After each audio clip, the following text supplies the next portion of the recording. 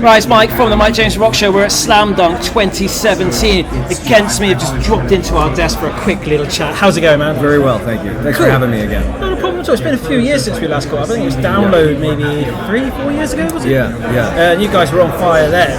Well, thank you. We drove for 24 hours to get to that show. To Download? Yeah, and it was like a 30-minute set. And then we had to drive like 12 hours right after that to get back across it. It was insane.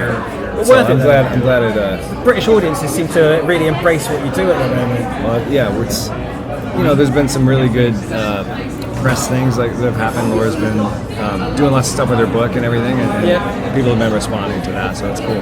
The album came out towards the end of last year, so you're still on the album cycle. You're smack bang in the middle of a European tour as well, and you jumped onto this Slamdunk festival. How's Europe treating you so far? I mean, it's been fine. Really, it's only just beginning. We just came back from Australia, and then so we had a few days at home, and then we're right into this thing. So it's I don't really know what time zone it is. It's a little. I think it's a sort of mid-afternoon. But for me, like my body is like, I don't know what you want me to do right now because I don't know what time. It's crazy. You just need coffee. Coffee sorts out everything. I've learned it's either coffee or wine, and nothing in between. Like there's a stable diet of coffee and wine. Got your grapes. That's part of your 5 a day. It's all natural. Beans and grapes. That's all you need. Totally organic. How's the album being perceived? Like from the band side of things and the fan side as well. I mean, it seems like it's going really well. You get a lot of people requesting songs from the new record and singing along, so that's always a good indicator. We just did a 6-week tour with Green Day in the States, so it was kind of tough to play for. The majority was their fans, and so you're kind of like, I can't really see that far because there's 20,000 people here. Yeah, they played some big sheds as well. But it went really well. It's like we got a lot of new fans from that. Yeah.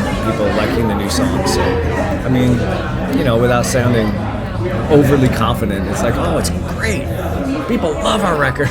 But you've got to have that belief in your own product to start totally. But I've lost so much perspective. It's like, I love this song the most. That should be the one on the radio, and then inevitably that's not the one for the radio.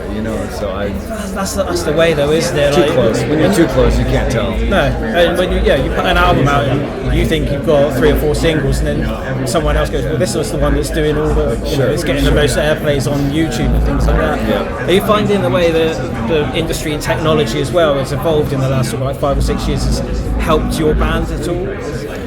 I mean, it's really hard to say because for one thing, the only way that you can really make a living these days is to be on the road and sell shirts and sell tickets and that kind of stuff, and that has changed from even 5 years ago. For me, I've been doing this forever and ever, so it's like it's really changed over the course of my time being in bands and doing that stuff. But I mean, more people can find out about your band now more easily. There's more bands out there, and it's a lot more traffic. But I think that anybody who wants to find out about your band or wants to hear it can easily, and if they come in and they stay, then that's great. Are you finding now that you're getting sort of fan pockets where you didn't realise there were sort of like other territories like the Far East or places maybe in the States or Europe that you've not been before for quite some time, and all of a sudden it's like, we sold so many more units over here, we should go and tour over there because there's a fan base there. Yeah, I mean, it's basically streaming. It's like, oh, this is streaming a lot in this country or that country. And you try to work it out. You get a lot of people coming to shows that come up and talk to you, and they're like, oh, I flew from here and I flew from there. It's like, wow, that's an insane thing. They're like, oh yeah, you have a lot of fans there, you should totally come out. It's like, all right. Trying to get down to South America is difficult. It's not easy to like get down there and coordinate a tour and all that kind of stuff. But that's one place that we're really, there's a massive metal scene down there. Absolutely, people love rock and roll down there. So it's like we will get there. What are the plans for the rest of the year once you finish with Europe? So after this, we get home, we have a little bit of time off over the summer, and then starting in September, we do a headline tour in the States. Okay. So we're taking out Bleached and The Dirty Nell. So it's a fun U.S. headline tour, and then November and December, I think we're going to be done. And then it's back into writing for another album. Perhaps? Yeah, you know, we're kind of messing around with stuff, and Are you already like demoing and just tinkering around with it? it's mostly just kind of in that writing phase where Okay. Laura and I'll bounce ideas. Is that an back. easy thing to do on the road for you guys? Sort of not, you know, because you're in such a mindset of getting ready for the show and being prepared for the show, and it's just like a creative thing doesn't always come about when you're busy. No, you're in the bubble and you're there to work, like doing press and sound checks and all that kind of If stuff. you've got a little time at home, and like that's usually what happens. Like after we have even a 2-week break or something, we'll come back and there'll be some little ideas, and we can mess with those at sound check and do that kind of stuff. But Do you guys sit together and write on your downtime, or is it you individually come up with ideas and then you meet up together? it's typically that because we do all live in different places. Okay.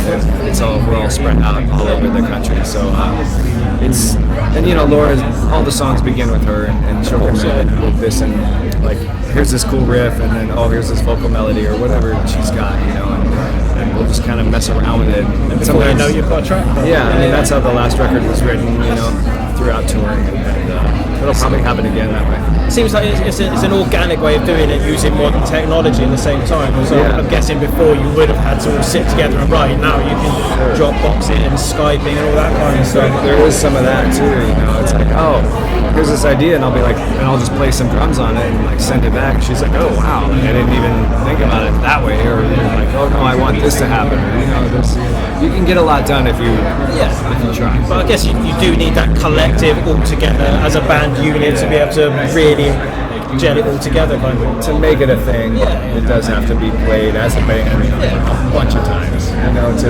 really show itself. Well, that's it. Yeah, it all might sound cool in your rooms or your home studios and stuff, but it's not until you've got it all together and you know, tighten it all up and it becomes what it becomes in the end. Exactly. I always find it interesting talking to bands about like how they write and like, do all their demos and stuff like that. Yeah, and I think there's no wrong way. I mean, I think everybody's kind of got their own approach and their own system, and it's like if it works for you, then that's the way to do Exactly, it. yeah. As long as it works, and then at the end of some time you've got a product, you can get back out on the road and come and play gigs for us in the UK. That's the idea. That's cool. It's been an absolute pleasure as always catching up with you, man. I love chatting with you guys. It's great. It's cool. But yeah, until next time, thanks very much. Right on. Thanks for Cheers, having man. us. Thanks.